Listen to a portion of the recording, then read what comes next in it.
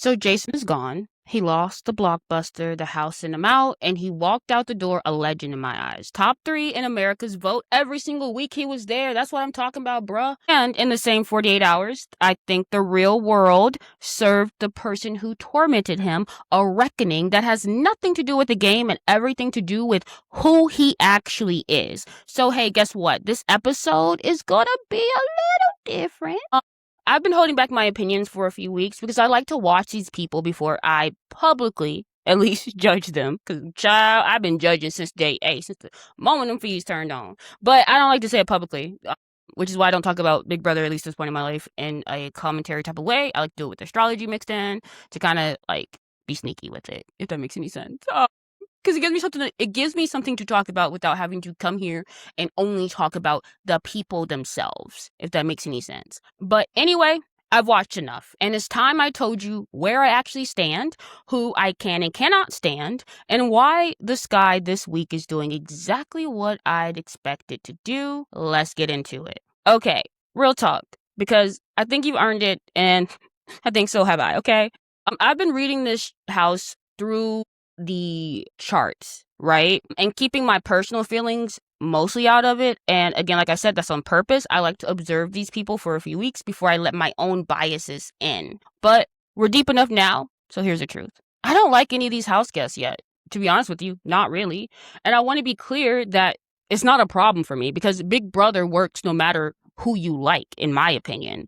The mechanics of this game are fun on their own. And when you dislike everybody, you actually kind of get this pure, unbothered view of the board because you have no dog in the fight over who actually goes home. So right now, who I root to stay comes from entirely from the weekly vibe of the house. That's the whole reason I was pulling for Jason, honestly. Everyone inside the house wanted him gone, so everyone outside of the house wanted him to stay, partially because of that.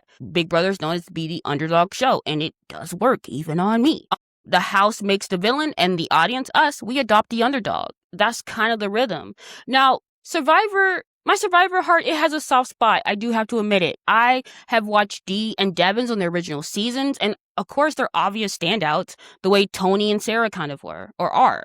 The kind of players you can't take your eyes off of. So I respect the resumes, but to be honest with you, as a Big Brother fan, they were never people I'd pick to follow on the live feeds. And if I'm being fully honest, if I were to ever make it through casting and play this game one day, which I will, I would not be happy to see Devins or Dee on my season at all. Give me Angela, but do not give me Dee and Devins. I would not enjoy playing with them because they're the exact kind of players who I feel like would be watching me the whole time, and it's a coin flip on whether they would even like me. And I think that's an uncomfortable person to share the house with. And also, Kamu, I cannot stand him more than anyone. We will get to why in a serious way in a minute, but Kamu and Devins on this game together, they really grate me. So that's my bias all the way out on the table. Now let me read the house honestly because that is the job and that is why I'm supposed to be here. But I will get back to Mr. Kamu Kirk. So, the board. Jason lost the blockbuster and got evicted. It was a very fun comp. Haley won the next head of household. Oh my gosh. Her nominees are Drew, Melody, and Taylor, and her actual target is Taylor. For the crime of, and I'm not making this up, looking at her during the competition. She looked at her while black. Let's be honest with it. But we'll move on. We'll move on. I'm black, by the way, if you don't know. Because you only hear my voice. But I don't know. I feel like, what does black and white sound like? I don't freaking know. I'm Jakayla. Hi. Peace, deuces. I don't know. Anyway, so Taylor looked at Haley while black. Taylor looked at Haley during the competition. Honestly, I think Haley, I don't really think Haley is targeting Taylor because she's black. But what I'm saying is, honest to be real with you, I think that whoever Haley didn't like the most and was going to be her target, she was going to put this excuse on them no matter what. So it could have been Drew or Melody. It could have been anybody. But just because it's Taylor, I kind of want to make a little fun over there, okay? Because I don't think Haley would like me either. And I'm not saying that I don't think Haley would like me because I'm black, but I just feel like Haley wouldn't like me. Just saying. And we're going to move on. Because I know race makes some people uncomfortable, even though I don't really care. But we are going to move on. So that is why Taylor is the target, because she looked at Haley. Devins, he has this overpowered diamond of veto, and he's going to be using it as leverage instead of a shield. Boring. And the vets are kind of trying to steer Haley towards getting Drew out instead. And on the bottom, Lyric and Yash have both jumped ship from the losing side and are trying to warm their way in with the powerful while secretly locking a final 2 with each other. And also this matters, the vets have a secret alliance called the Wolf Pack that they are actually deliberately hiding from Angela. So let's go into the sky and then we'll talk about Mr. Kamu. So the transits over this house today, the sun is in Leo, deep in it now. So the whole house is running on ego and spotlight and who gets to be the king. Mercury went direct and is finishing up in Cancer. So communication is clearing, but it's still a little emotional, still a little bit in the feels. Mars is late in Gemini, which is kind of like the proverbial knife fight. And that's the entire week. Everyone throwing everyone under the bus, handshakes with blades behind their backs, basically. Jupiter is in Leo, still blessing the bold, visible performers, and Saturn is still sitting retrograde at the same degree of Aries it has been parked on, the exact spot where it took Rome, which brings me to Kamu. And I'm not going to be saying his name correctly, I don't care. I want to slow all the way down here, and I want to be careful, because this is not a fun astrology bit. This is actually real. So this week, footage resurfaced of Kamu in the real world outside the game mocking a person who was being detained, and he was invoking George Floyd to do it. You can go look it up. It's on Reddit, wherever. It's all over the internet. Look up his name, whatever. And this is not gameplay. This is not a bad edit. He also saved it to his profile, by the way. This is, to me, a real human showing you something ugly and true about themselves. And it sits right on top of what we already knew, that he came into the season having liked and followed openly homophobic accounts. And then he spent his time in the house isolating the one openly queer person in there. Now listen, I read charts. I love charts. And I want to say clearly that a chart never excuses this. There's no placement I've ever seen that makes cruelty okay. When I talked in earlier episodes about Kamu being an Aries who only respects the energy that mirrors him, that was me describing a pattern, not handing him no type of passes, okay? The astrology, I think it can help you understand how something moves, but it cannot and should not soften what it actually is. So I'm not going to sit here and cosmically explain away a grown man laughing at someone's suffering. I'm just going to name it. It's vile. And the people it targets, queer folks, black folks, anybody who has been the one singled out in a room deserve to have it named plainly instead of dressing it the fuck up, okay? Now, here's the only place the sky is honest about this, and I'll keep it simple. Saturn is the planet of consequences, of the reckoning that arrives, whether you're ready or not, is sitting on the retrograde right now, which is the version of that reckoning that circles back around to come collect. And in the real world, I think Kamu's consequences are arriving, not because the stars punished him, because he did the things, and the things you do come back. And that's not magic. That's just true. He may still ride a steamroll to the end of the game, but you know what? He's going to be walking back out into a world that's already seen exactly who he is. And I'm not rooting for him, and I will not be pretending to. All right, we got that out the way. Let's get back to the people I actually kind of enjoy watching, but not really. Oh, yeah. Come on.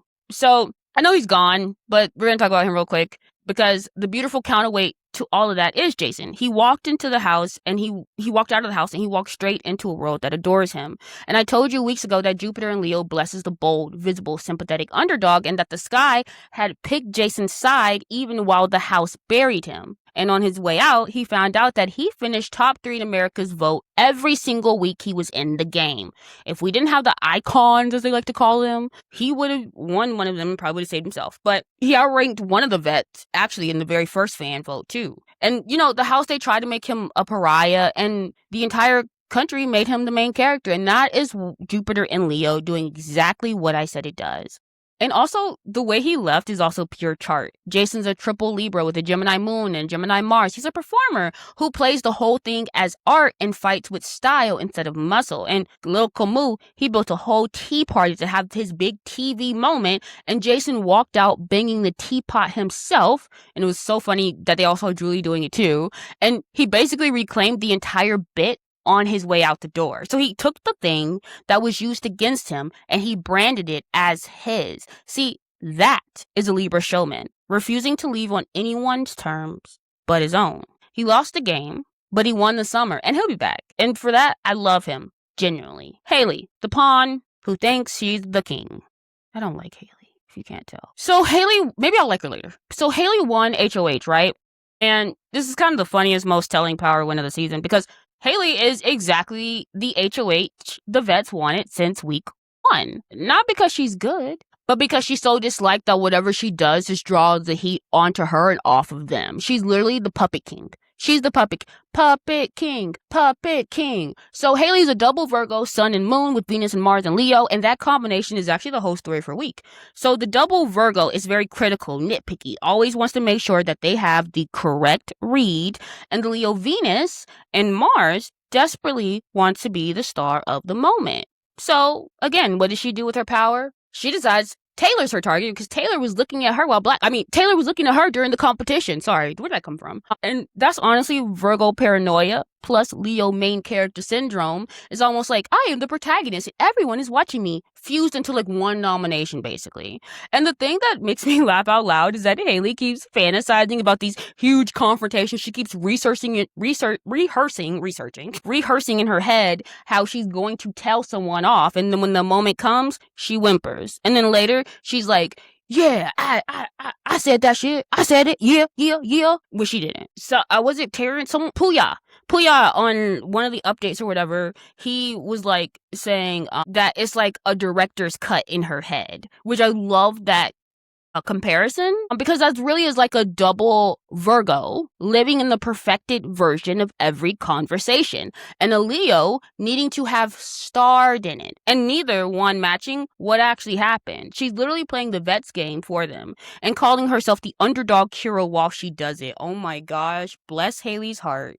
Lord. Now, Drew, here it is. Let's go. Drew fall. The Drew fall. I've been telling you since the tool shed formed that Drew was quietly set up by his own alliance, and this is the week the blade actually comes down. So Haley put Drew on the block, supposedly just as her "you're my token guy" nominee. But the vets, they are steering the whole thing towards getting him out for real, and Drew still doesn't see it. He's up there doing bits with Kamu, both of them shaking hands with knives behind their back. Like, what the heck? Drew, he genuinely thinks he's safe. And that is literally his chart doing exactly what I said it would.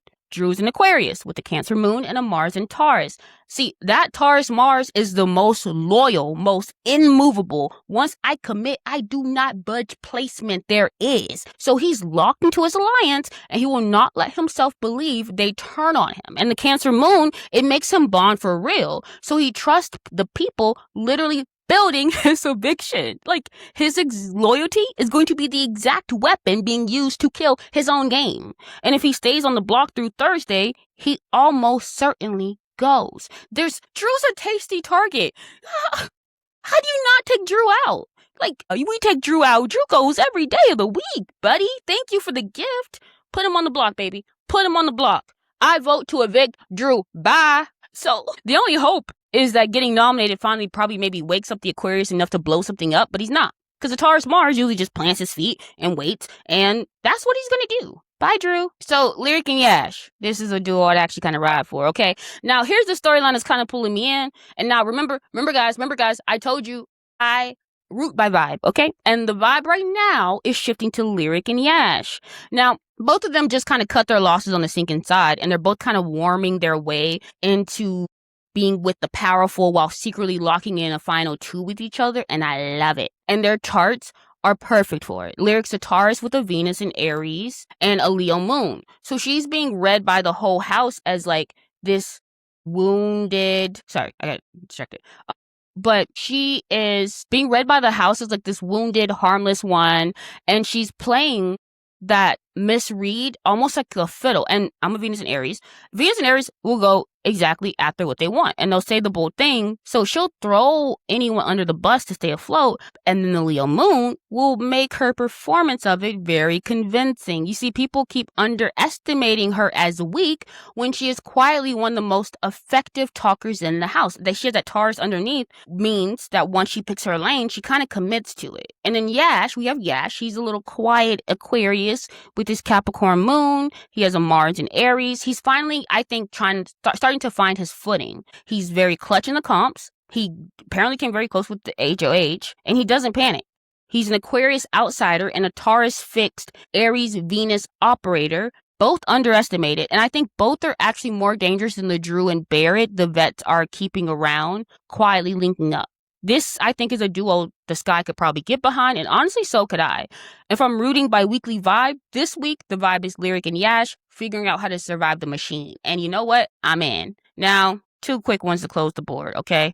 Angela's getting frozen out of, and also, by the way, I'm never going to probably be talking about every single player, like, throughout the whole entire house. I'll talk about some. We're not talking about all. If you want, like, very, very in-depth, like, consistent overviews about the gameplay in the house, Rob has a podcast. Go follow. Taryn does updates every single day, and as Chappelle would say, with his arm showing, because he always, like, wears, like a cutoff shirt or whatever.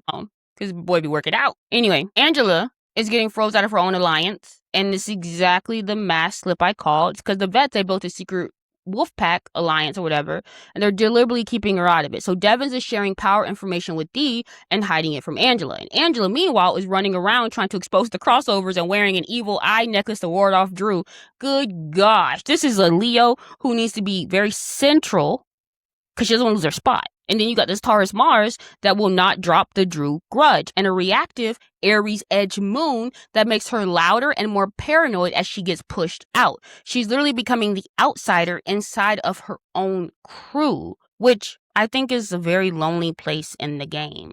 And now Devins with that damn power of veto. I told you the vets would get the overpowered. Well, I didn't have to tell you. We all know. I can't sit and be like, I told you so. We all know. So Devin's got the diamond power veto, and the vets are getting the overpowered time capsule powers. With Jupiter and Leo, it hands the golden ticket to the preloaded star. So he has it, and now he's realized he can use it as leverage over future HOHs, which basically is going to be breaking the game for like 6 weeks. And this right here is exactly what I meant earlier about not wanting to play with these people, okay? Because this is survivor brain coldly optimizing a broken advantage while barely breaking a sweat. As a fan, now, I can admire it, kind of. As someone who would one day be locked in the house with a person like that watching my every move, no thank you. That is a Libra sun with a Capricorn brain and a Leo hunger for the win. And it is just genuinely chilling how smooth it is. Devins is really smooth. I would not want to play with them. So let's go. Where's the board? Blessed and safe, Devins, riding Jupiter and Leo with the broken power in his pocket, and Dee, still the calm center.